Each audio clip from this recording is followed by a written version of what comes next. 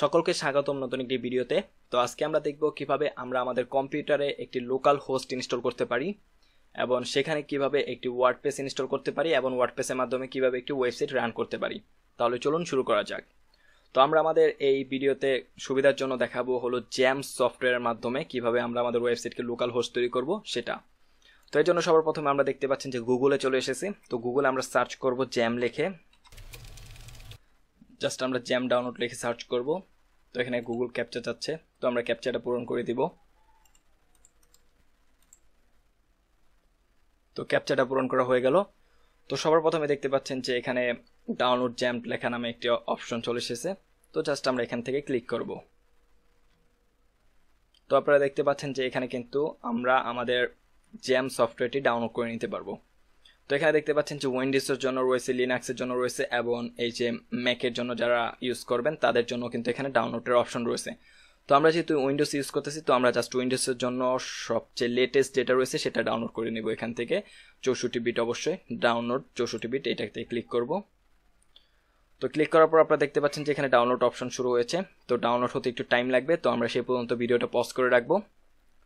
তো আপনারা দেখতে পাচ্ছেন যে এখানে কিন্তু জ্যাম্প সফটওয়্যারটি ডাউনলোড কমপ্লিট হয়ে গিয়েছে। তো আমরা জাস্ট এখান থেকে শো অল থেকে আমাদের এই ফোল্ডারটি ওপেন করে নিতে হবে। তো এখানে দেখতে পাচ্ছেন যে এই হচ্ছে আমাদের জ্যাম্প সফটওয়্যারটি। তো এটাকে জাস্ট আমরা এখান থেকে ইনস্টল করব। তো এখানে ডাবল ক্লিক করব। তো জাস্ট এখান থেকে ইয়েস দিয়ে দেব। তো আপনারা দেখতে পাচ্ছেন যে এখানে কিন্তু জ্যাম্প সফটওয়্যারটি ইনস্টল করার অপশন চলে এসেছে। তো জাস্ট একটি সাধারণ সফটওয়্যারের মতন এখানে জাস্ট আমরা নেক্সট দিয়ে ইনস্টল করে ফেলতে পারবো। এখানে একটি লক্ষণীয় ব্যাপার রয়েছে, দেখতে পাচ্ছেন যে সিলেক্ট এ ফোল্ডার। তো এই বিষয়টা একটু ইম্পর্টেন্ট। তো এখানে দেখতে পাচ্ছেন যে সি ড্রাইভের মধ্যে জ্যাম্প নামে একটি ফোল্ডার তৈরি হবে, সেই ফোল্ডারের মধ্যে কিন্তু এটি ইনস্টল হবে। তো আপনারা চাইলে আপনাদের পছন্দ মতো একটি লোকেশন দিয়ে দিতে পারেন, কারণ এই লোকেশনটি কিন্তু দরকার হবে। আপনি যখনই জ্যাম্প সফটওয়্যার ইউজ করতে যাবেন তখনই কিন্তু এটি দরকার হবে। তো এই বিষয়টা কিন্তু খুবই গুরুত্বপূর্ণ, আপনার অবশ্যই জেনে রাখা দরকার যেটা কোথায় ইনস্টল হচ্ছে। তো তারপর আমরা নেক্সট দিব। তারপর এখান থেকে ল্যাঙ্গুয়েজ ইংলিশে থাকবে, তারপর নেক্সট। তো এখানে জ্যামের যে ওয়েবসাইটটি রয়েছে সেটা কিন্তু ওপেন হয়ে গিয়েছে।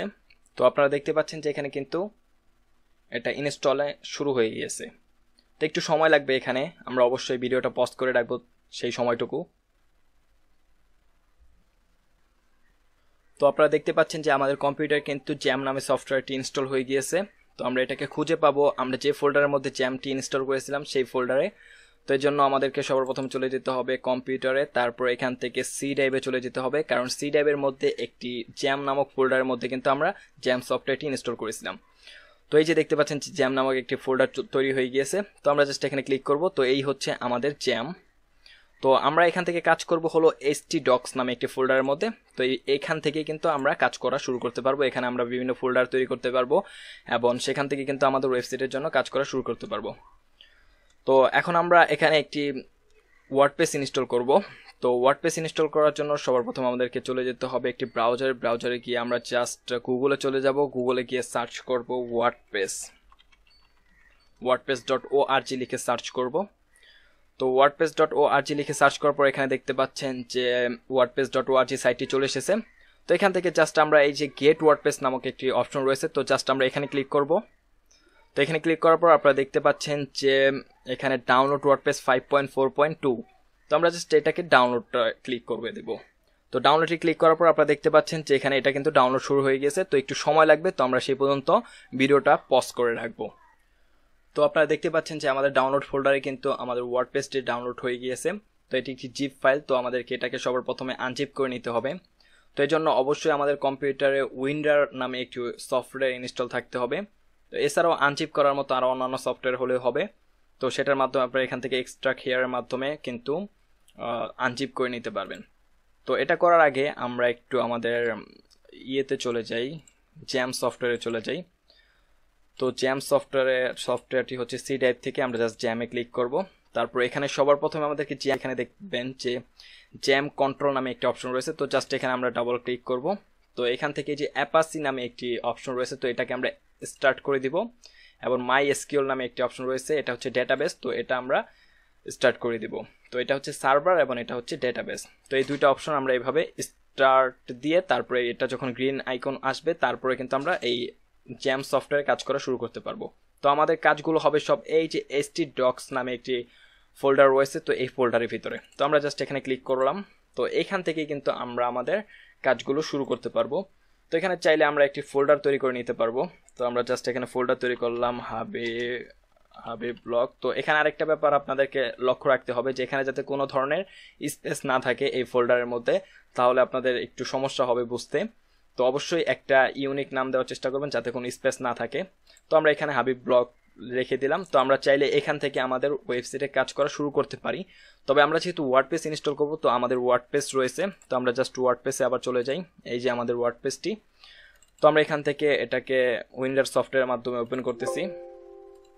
তো আপনারা দেখতে পাচ্ছেন এই যে হচ্ছে আমাদের পুরো ওয়ার্ডপ্রেসটি। তো আমরা এখান থেকে Ctrl+A দিয়ে পুরোটা সিলেক্ট করে Ctrl+C বা ডাইরেক্ট সরাসরি আমরা চাইলে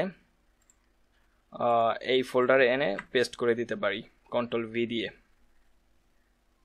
তো আপনারা দেখতে পাচ্ছেন এখানে কিন্তু আমাদের ওয়ার্ডপ্রেসটি চলে এসেছে। তো এখন যদি আমরা এই জ্যাম্প সফটওয়্যার থেকে আমাদের MySQL যে অ্যাডমিনটা রয়েছে, এই অ্যাডমিনে যদি আমরা ক্লিক করি তাহলে দেখব আমরা চলে যাব আমাদের এই জ্যাম্প সফটওয়্যারের ডেটাবেসে। তো আমাদেরকে সবার প্রথমে একটি ডেটাবেস ক্রিয়েট করে নিতে হবে আমাদের ওয়েবসাইটের জন্য। তো এখানে দেখতে পাচ্ছেন যে এই যে ডেটাবেস নামে একটি অপশন রয়েছে এই যে উপরের দিকে। তো আমরা জাস্ট এই ডেটাবেসে ক্লিক করব। তো এখানে বেশ কিছু ডেটাবেস অলরেডি ক্রিয়েট করা রয়েছে। তো আমরা নতুন একটি ডেটাবেস ক্রিয়েট করব। তো এখানে দেখতে পাচ্ছেন যে ক্রিয়েট এ ডেটাবেস। তো আমরা জাস্ট এখান থেকে ক্লিক করে তারপর এখানে আমাদের ডেটাবেসের নামটি দিব। তো অবশ্যই এখানে সবসময় চেষ্টা করবেন আপনারা যে ফোল্ডার তৈরি করে সাইটটি তৈরি করবেন সেই ফোল্ডারের নামটি এখানে রাখার জন্য। যেহেতু আমরা হাবিব ব্লগ লিখে সেখানে ফোল্ডার তৈরি করেছিলাম, তো আমরা এখানেও হাবিব ব্লগই রাখবো এবং এখানে ক্রিয়েট এ ক্লিক করব। তারপর আপনারা দেখতে পাচ্ছেন যে এখানে কিন্তু একটি ডেটাবেস তৈরি হয়ে গিয়েছে। তো এখানে আর তেমন কোনো কাজ নেই, এটা আমরা এখন কেটে দিব। তো তারপর আমরা আমাদের যে ব্রাউজারটি দিয়ে কাজ করতেছিলাম, তো আমি এই ব্রাউজারে চলে আসি। তো এখানে এসে আমি জাস্ট টাইপ করব localhost/ এখানে PHP দেওয়া রয়েছে। তো আমাদের যে ফোল্ডারটি দিয়ে আমরা ডেটাবেস তৈরি করলাম সেই ফোল্ডারটির নাম দিব এখানে হাবিব ব্লগ। তো আমরা যদি এখানে এটা সার্চ করি তো আপনারা দেখতে পাচ্ছেন যে এখানে কিন্তু আমাদের ফোল্ডার নেমটি লিখে সার্চ করার পর localhost/ হাবিব ব্লগ মানে আমরা যে ফোল্ডারটি দিয়ে তৈরি করলাম সেটা দিয়ে সার্চ করার পর, এটা আপনারা যে কোনো ব্রাউজার দিয়ে করতে পারবেন যদি আপনাদের এইভাবে ডেটাবেস তৈরি করা থাকে এবং এখান থেকে অ্যাপাচি এবং MySQL যদি এই স্টার্ট করা থাকে তাহলেই এটা পসিবল। তো এখান থেকে আমাদেরকে ভাষা দিয়ে দিতে হবে। এটা হচ্ছে ওয়ার্ডপ্রেস ইনস্টলের কনফিগারেশন চলে এসেছে। তো আমরা এখান থেকে জাস্ট আমাদের ভাষাটি দিয়ে দিব। তো আমরা এখানে ইংলিশই রাখতেছি, তারপর কন্টিনিউতে ক্লিক করব। তো এখানে দেখতে পাচ্ছেন যে অনেকগুলো অপশন রয়েছে, যে এখানে ডেটাবেস নেম লাগবে, তারপর database user name, database password, database host, এগুলো লাগবে। তো এগুলো আমরা দেখব। তো লেটস গোতে ক্লিক করব। তো লেটস গোতে ক্লিক করার পর আপনারা দেখতে পাচ্ছেন যে এখানে ডেটাবেস নেম, তো আমরা ডেটাবেস নেম দিয়েছিলাম হাবিব ব্লগ। তো জাস্ট আমরা এটাই রাখতেছি। তারপরে ইউজার নেম, এখানে ইউজার নেম দিতে হবে সবসময় রোট, এটা কিন্তু আপনারা একটু মনে রাখবেন যে এখানে রোট দিতে হবে। পাসওয়ার্ড কোনো কিছু দেওয়ার দরকার নেই। আর ডেটাবেস হোস্ট এটা লোকাল হোস্ট, আর এখানে টেবিল প্রিফিক্স যা আছে তাই রাখতে পারেন। তো জাস্ট আমরা এখান থেকে সাবমিট করে দিব।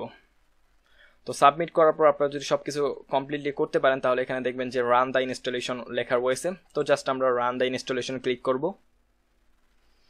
তো রান দ্য ইনস্টলেশনে ক্লিক করার পর আপনারা দেখতে পাচ্ছেন যে এখানে আমাদের সাইটের বিভিন্ন ইনফরমেশন চাচ্ছে।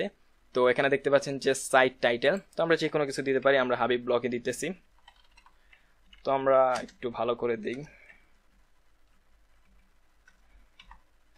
তারপর এখানে ইউজার নেম আপনারা যে কোনো কিছু দিতে পারেন, আমি অ্যাডমিন দিতেছি যেহেতু এটা আমাদের প্র্যাকটিসের জন্য।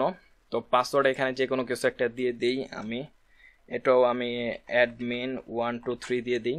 তো অ্যাডমিন 123 এখানে উইক থাক সমস্যা নেই। তো কনফার্ম পাসওয়ার্ড এবং ইমেল অ্যাড্রেস আপনারা যে কোনো একটা কিছু দিয়ে দিতে পারেন। তো আমরা আমাদের ইমেল অ্যাড্রেসটি দিয়ে দিচ্ছি।